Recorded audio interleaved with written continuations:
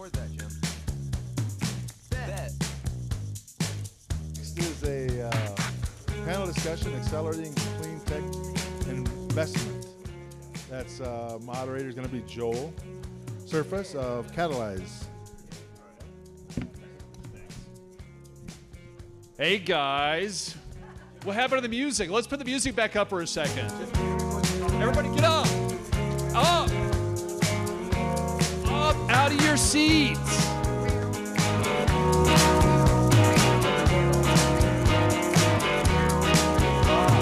Bet you got it all planned right. All right, turn to the person on your right side and say hello. Come on. Experiment. The key theme for this next panel discussion is interaction, which I hope that we're off to a great start with, innovation and acceleration. So one of the things we just missed out on was being able to ask John, which I thought he gave a great presentation, so a hand for John. Yeah, John. I feel that he framed this problem that we're dealing with globally from an investment perspective very well. Now I'd like to dive right into it. But we're going to do something a little bit different to stay with the theme of interaction. We're going to do a reverse panel discussion today. Is anybody taking part in a reverse panel discussion? Yes. Okay, good. You start off. Stand up, please. So the reverse panel discussion starts out with questions from the audience. There hasn't been enough time allocated in a lot of these panel discussions to be able to talk and understand what everybody wants to know. We have a fantastic panel of people that range all the way from ARPA-E, investing into the most innovative things you could possibly imagine, to somebody who runs an accelerator who puts those ideas to work, to somebody who's going out and putting them in the field, to somebody who's providing the private equity for them, and then we have a wild card on the stage too, who's done all of the above. So my first question for you, and I need somebody to stand up and do this, is how do we get to know the panelists? Somebody grab a mic. How do you want to get to know us? What's important for you to know about us right now? And it could be nothing. That's a question. So institutionals, we're mostly backed by institutions. So institutionals 25, and family offices, we made an exception to accommodate pretty flexible, just so that, because we want a lot of people involved. We want everyone involved. It's not just about returns, but it's about collaboration and really coming together as a community of investors. It's about family offices. So to that extent, we're really not making it too difficult. We couldn't hear. Now the question in reverse. The question was? What's the minimum buy-in for your fund? The minimum buy-in for his fund. All right. Is everybody willing to put in, a minimum of $25 million as a limited partner to his next vehicle? Great. All right. Next question, John. All right. So I have two questions. One, what are you passionate about? And then two, this one's for the end. So especially when the panel's ending, what's the call to action to get us involved? Ooh, that's always a good thing. Question, John. Okay, so let me reframe that first question. What is your passion? Let's start at the far end and hit everybody. Go. Who are you first? I'm Mark Nichols from Seaspire Advisors. We're a project developer. We've got wind and solar projects ranging from 20 megawatts all the way up to 300 megawatts here in the United States and overseas. One of the things I'm passionate about is figuring out how smaller developers can gain access to capital. Because in my discussions with developers last week in preparing for this conference, all of them mentioned that as one of the big impediments to their work. Ryan. Hello, everybody. I'm Ryan Kushner. I work with Elemental Excelerator. We're a late-stage accelerator program.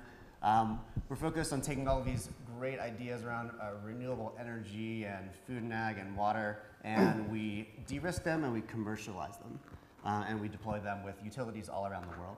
I'm really passionate about, this is going to sound crazy in this room, but climate change and solving climate change.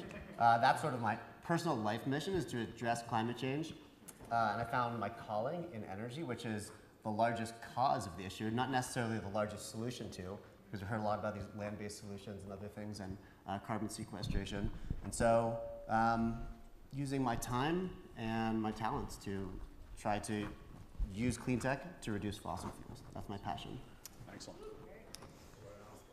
Hello everyone, I'm Nate Gorntz. I'm a technology to market advisor with the Advanced Research Projects Agency for Energy. Again, we're no acronyms, so that's a mouthful, but What's the acronym for it? It's ARPA-E. I like to think of ourselves as kind of the hip, cool stepchild of the Department of Energy that gets to play by different rules and invest in risky but potentially transformational technologies across the gamut.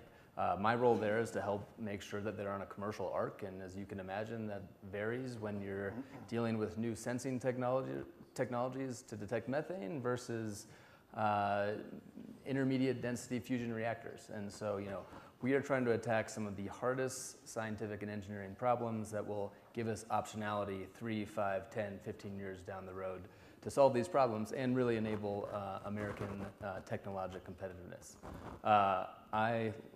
Like Ryan, I'm incredibly passionate about clean technology development, particularly new scientific ideas.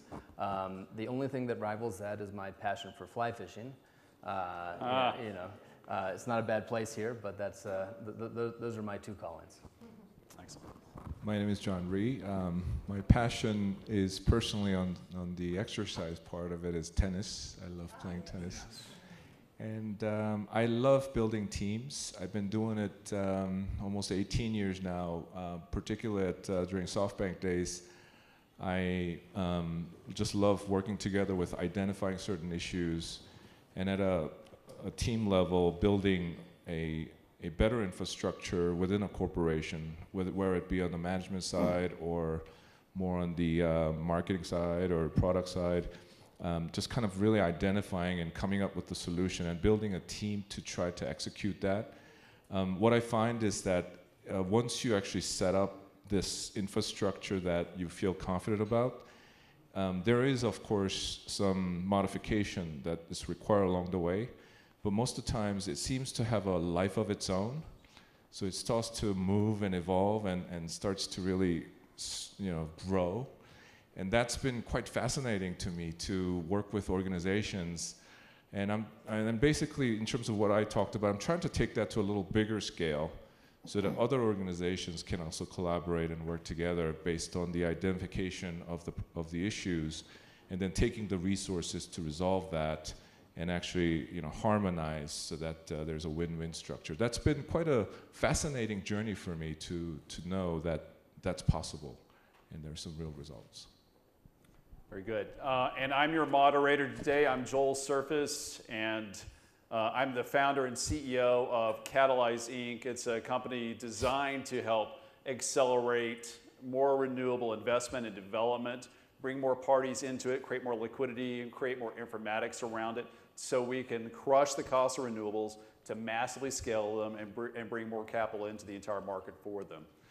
What I'm passionate about is creating a livable, loving, and sustainable planet, and I'm working on my passion through the company that I'm building today, and by being here and with you great leaders to be able to come up with more and more solutions for this. So I'm gonna do a pop quiz real fast, and I'm gonna offer a prize, so I want to have some participation in this. I'm gonna buy a nice bottle of wine for whoever gets this question right first, and the audience, you can raise your hand but if you want to before the question, but what is unique? All right, let me rephrase the question. What is something that each one of these participants have in common? Besides being dudes. Well, they may all do yoga, they're all men, but I'm looking for something unique to this audience, to this occasion here today. The health of the planet. Well, I think we all share that. I'm looking for one specific thing. Electric cars. We all love electric cars? Don't have Except for Nate, I mean, you don't. I don't have a car. All right, there we go. All right, so we just diffused that. I'll take one or two more. What? All right, I like the passion. All right, these are all great guesses, and I'm sure we share a lot of these things on the panel, but there's one unique thing about these four panelists that I don't share. These are all newbies to AREDAY. Hey. So a warm round of applause to everybody who's new to the AREDAY experience today. So thank you guys. Wait, I've heard there's some kind of hazing tradition. Yeah, that but we're not going happens. to share that with the general audience. Okay. You know, Okay. Chip and I will administer it after this evening. So it involves handstands with Randy Hayes, and is there a governor here? We can probably involve him too. But all right, yes. All right, no. What's your question, Bob? I can't. No. What's your question? What is hair?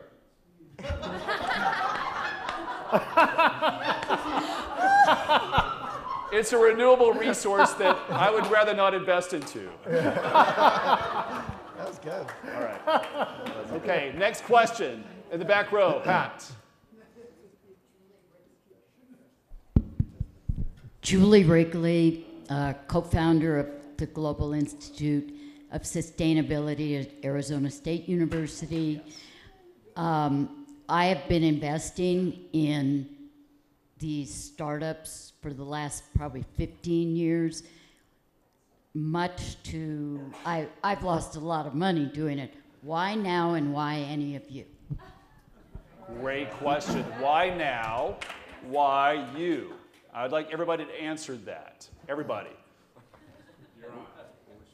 Go first. So we have experienced quite a bit of evolution since perhaps 2000 onward to after 2010, and particularly within the last 3 years, in quite a bit of advancement and really getting really advanced in terms of the scalability to the technology's effects. Because what's translating directly from their very low margin business, which has been the traditional, if you look at solar panel case historically, the problem has been that it's been a very low margin. And then if the government subsidy for some reason, I don't know, maybe Trump getting elected or something, really is shut down, then obviously that's not sustainable because of the cash flow problem. So, but now what's happening is that with this technology, you are still able to produce the same amount of energy at a very low cost. So within the last 3 years, 4 years, what we're seeing within where we sit, I don't know about you guys, but you know, we're global coverage, and we cover Europe, we cover US, is that these are solid, even as a business case, solid business cases. So when you invest and work together with these guys now, and I'm sorry that happened to you beforehand, but we're just entering into a period where, you know, my father always said, I keep talking about my father, but he said, whenever there's a crisis, there's a solution that's waiting at the other end. But if you don't panic, you'll be able to find that solution. The key thing is not to panic, because if you panic, then you're just going to be going, oh, what am I going to do? And then you don't see that door out that's going to lead you to an even more enhanced path. Perhaps as an investment portfolio or as a human race, whether it be philosophically or business, it's all the same. It's just a betterment, an improvement that one can use as a motivation to do so. And I think, and to that extent, because I've been covering tech for since 2001, I think we're just experiencing a lot of great innovation. And we've been fortunate enough to have all these partners who are really pointing to the top guys in that regard, and that's been what's been kind of happening lately. Why now this argument is sensible versus it wasn't perhaps like 10 years ago. Great. Why Nate? Why now? So I'm a federal government employee, so please don't invest in me until I finish my... By the way, we're not streaming this right now. Feel free to speak freely, Nate. Until my term concludes later this year. But, you know, it's why you should invest in RPE companies, let me just be very clear that not every entity and every innovator, even though they're the top innovators in the country that we put money into, are going to turn out to be investable ideas. And my role there is to make sure that the teams are grounded not only on the technical side to overcome specific hurdles, but really focused on what are the techno-economics, what is their first market that they can not only get in, but actually capture and quasi-monopolize. And really it's focusing on the economics, the niche, the scale, and the team. And our mandate is to take enough technical risk to where 60, 70% of the things that we put money into are going to fail, but the ones that do succeed are going to have a realistic chance to change the dynamics of a specific energy goal. And that alone isn't enough to invest. Really, I think the team has been mentioned quite frequently, but it takes a rock star team. And so you need an awesome technology, you need a rock star team. And I think looking at our portfolio with specific technological buckets, folks like me can help folks like you winnow down to what are the projects that are actually doing well and merit investment after they're done working with us. Why, Ryan? Why now? So why now? So just to say that it comes down to cost curve. Right now, renewables are 80+%, I think 90% of new generation last year in the United States was renewables. And that's because of early investments from people like yourself and ARPA-E and all of the people that have invested to make solar panels 3 cents per kilowatt, right? And so it's cheap and it's competing with fossil fuels, and right now you don't have to make a choice or a trade-off. And so solar, wind, now the same phenomena is happening with batteries and all of the things and various businesses that enables. And so why us? So to be clear, so we are a nonprofit with a for-profit follow-on fund. Our nonprofit program, we get about 400 applicants per year. We select about 15. We invest in them heavily, up to $1 million per company, put them through a lot of training, give them a lot of support, and we know them really, really well. So by the time that they come through our program, they're bona fide. And then they sort of come, some of them come through ARPA-E, so think of sort of the whole life cycle of idea to IPO for a CleanTech startup. All of us sort of sit on different slices of that. We're sort of on you're out of a national lab, you have at least a working prototype, you have at least 2 full-time employees, that's the minimum qualification for our program. And then we do a lot of business development for the startups. So by the time they come through, they're very investable, and then they go to our follow-on fund. And that is a private fund. That's something that is growing and can be invested in. So it's basically just about looking at the market broadly and then looking at companies that have been de-risked very specifically. Why Mark? Why now? Okay, just building on that, I would say that now is the time to invest in renewables, particularly solar. Last year, renewables were cost competitive with the fossil fuels for the first time. And the solar market is really poised to take off. The biggest challenge facing smaller developers is development capital. And that's where someone like you could play a big role. Development capital can range from $250,000 to $750,000, depending on the size of the project. But it's a good opportunity. All right, we have John Powers. Way to start the panel. You have to dance while you ask the question, though. Can you do that? Not well. Can you stand at least? I can. Yeah. Thank you. So, first of all, great question. Following up on the fact that it's an evolution in the clean energy space, right? We're now at a point where you actually have active projects in wind and solar and fuel cells and microgrids that are relatively high yielding, putting off good returns. You've got early stage technologies trying to enter that market, right? So we're sort of this interesting balance. The World Economic Forum put out a report last January, less than 0.5% of institutionals to this point are investing in clean energy. So one, what are you guys doing to help drive institutionals? John, you talked a little bit about this, but two, how are your funds or your efforts looking at the long term, right? When you talk about some of the 7-year funds that are out there, they're great for Snapchat. They're not great when you're developing a clean energy technology. The one has to be proven, 2 has to get the utilities on board, 3 has to figure out the regulatory structures to go about. So, how are you incorporating the long-term view into your funds? Yeah. So if I were to translate that into some major components, we're talking about a translation issue. How do we get some of the earlier technologies proven to be in the marketplace, to be able to be scaled and so forth. So what are the frictions in the system that we're dealing with, and how are we preparing ourselves from our respective investment vehicles to be able to stand for the long haul? Who wants to go? Deer in the headlights. John, go. So as far as where we're sitting, as I mentioned to you before, we're not taking technology risk. We're only working with guys who are already ready to scale out. So revenue-wise, we're looking at about a 5 mil, 6 mil and above.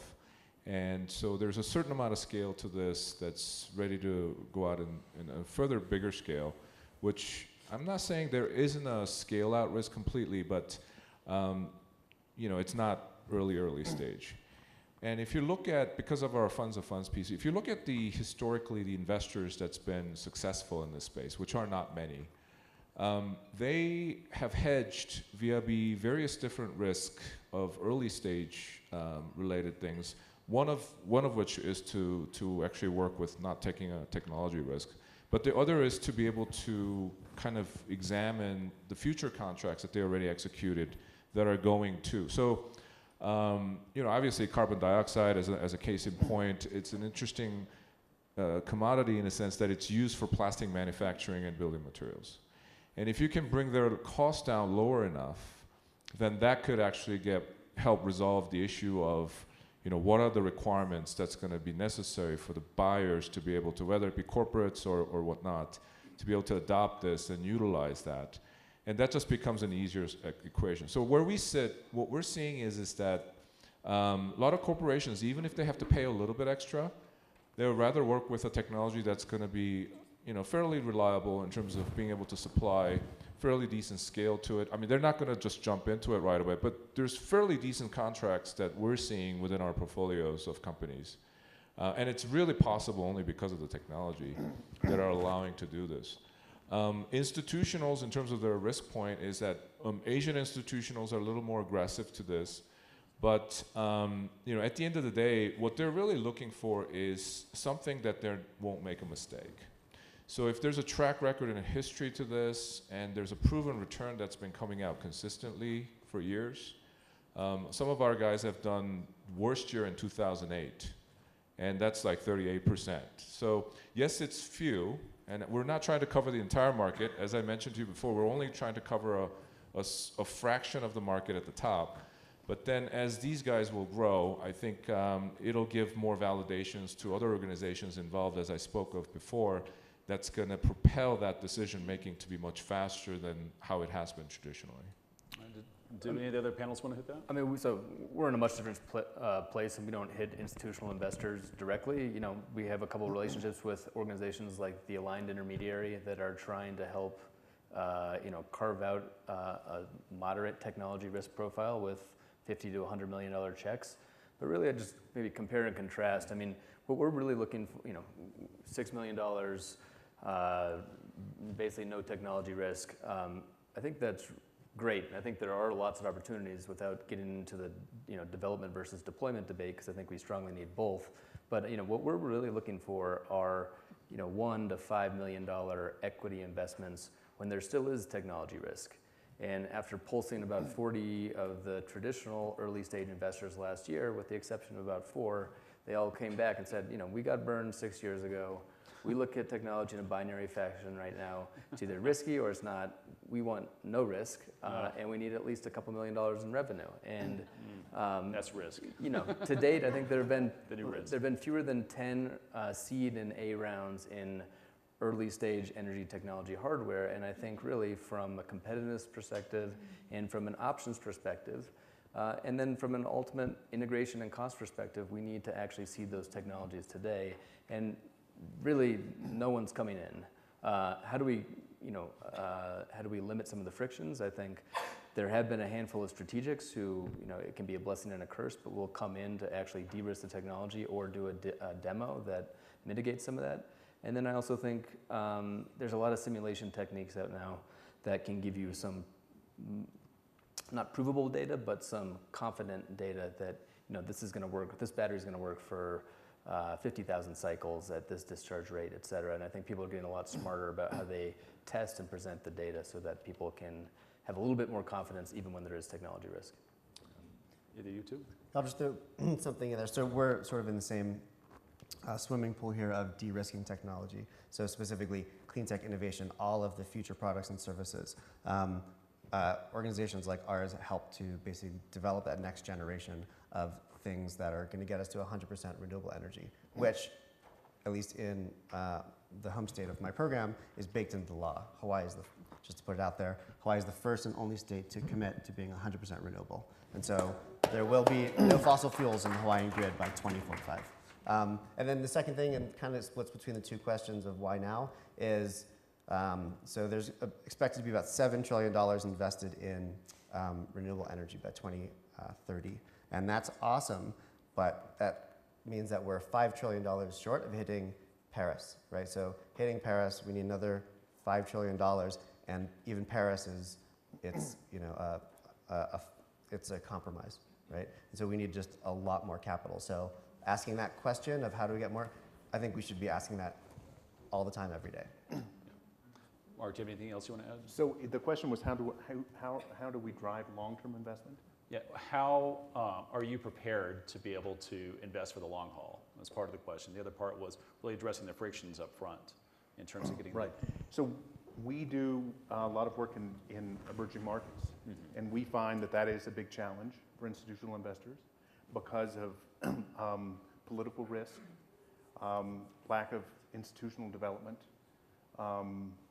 corruption, and so we find that there's a lot of education that has to go on on both sides, with institutional investors and with our local partners. Very good. I'm going to also answer the question. I have a little bit of experience in this, and it's really core to what we're trying to do today, which is to be able to massively scale renewables and think about the long haul. We have to think about those trillions of dollars. There are more than $7 trillion sitting on the sidelines right now that are earning less than Treasury rates of return, that don't have any idea where to put their money. They're looking for something that's going to generate any type of yield. Renewable energy can meet that yield, and if we deployed renewable energy wholesale 100% across the globe over the next 15 years, we can match that.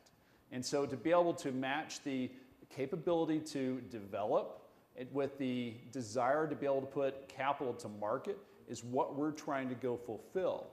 And the challenge around this is there's not enough standardization across the industry to understand what's being invested into. There aren't enough professional, institutional grade developers out there to be able to deliver standardizable projects that investors can put into portfolios and they can know how are going to perform over time. Plus there's this other dynamic of once the long-term institutional investors put those projects in their portfolios, what happens with their returns? As you build more and more renewable projects, power becomes lower and lower cost, and the yields have the threat of reducing over time. But still, that's sitting out there at a much greater rate than what treasuries are yielding here across the globe. So we need to catalyze putting all these pieces together to be able to make those things go faster. So for the long haul, yeah, we got to think about the future. We got to think about how do we reduce the frictions across all of that. The way we're doing it is, initially we're not taking any technology risk, but as we get more analytics and more market experience, as we deploy more projects, then we could put more risky technologies onto different parts of the grid to be able to, to really leverage their attributes on the market at that point. So I see this as a continuum, and I look forward to making sure that we put that out there. All right, we've got about 30 seconds left, and I'm going to really try to keep to the time. Question, and then we'll see if we can translate this so we get it done in about 30 seconds. Yes. Go ahead. Okay. Irfan Ibrahim of the National Renewable Energy Lab. Question I have is, how do you incent the innovators in renewable energy to consider the total cost of carbon over the life cycle of that renewable energy, and also the overdependence on rare earth metals and group 3 and group 5 gases in the periodic table? And finally, grid support services that are needed in order to stabilize renewable energy? Okay, I'm going to answer that by saying that's a fantastic question. In fact, that was 3 questions. I don't think we're going to solve that in the next 30 seconds. But what I will offer up is there will be other panel discussions that are going to be talking about different aspects of grid dynamics and so forth. And I would be happy to answer questions offline after that. And so anyhow, I'm going to ask one last question of everybody. What's the call to action? And if you do it in less than 5 words, bonus. I'll buy the drink. I'll buy the drinks. Call to action. Go, Mark. Let's all have a drink tonight. All right. That's what I was going to say. I was going to say, buy me a beer, and all right, we'll buy talk me more. beer. Yeah. That's a great way to get answers. Buy him beer. Yeah. Nate. Take some technology risk. John. So for me, we need to remember that we are all family and that it's through collaboration. So going forward from now on, it's going to be harmonizing, collaboration, syndication, collaboration in win-win. That, we can't forget that. We only think about everybody's important in a different way, and they contribute different things. It's just we're starting off with something that works for us because we have some expertise and resources to do so. But these are all elements that needs to come together as a team. And I think the biggest thing is to really come together as a community of people and the planet. That's the key thing. And I'm going to wrap it up by saying, think big, and act as a team. So thank you, panelists. Thank you, audience, for the questions.